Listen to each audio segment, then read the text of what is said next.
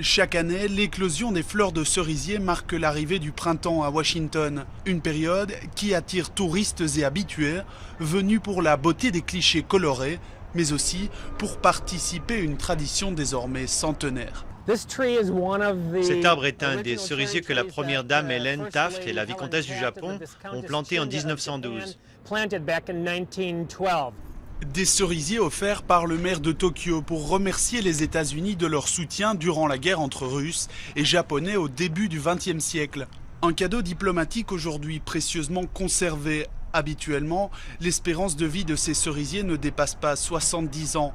Mais sur les 3000 arbres offerts, une centaine sont toujours en vie grâce aux soins des équipes des parcs nationaux. Ils surveillent les branchages, les branches maîtresses, les brindilles, et sont capables de déterminer juste en regardant si cette branche ou cette brindille va vivre ou doit être coupée.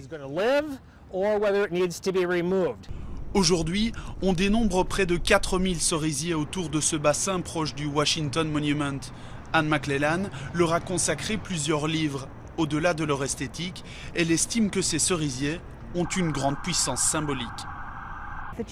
Les fleurs de cerisier symbolisent une vie bien vécue, brièvement mais pleinement. Je trouve intéressant qu'ils soient aussi le symbole des samouraïs au Japon, et donc le symbole d'une vie vécue avec vigueur, d'une vie vécue au maximum. Puis quand vient le moment de mourir, vous mourrez pleinement, à votre apogée. Cette année, grâce à une météo ensoleillée, les cerisiers fleuriront plus tôt que prévu. Un pic de floraison qui coïncidera avec l'ouverture du traditionnel festival des cerisiers le 20 mars. La capitale américaine attend 1 million de visiteurs.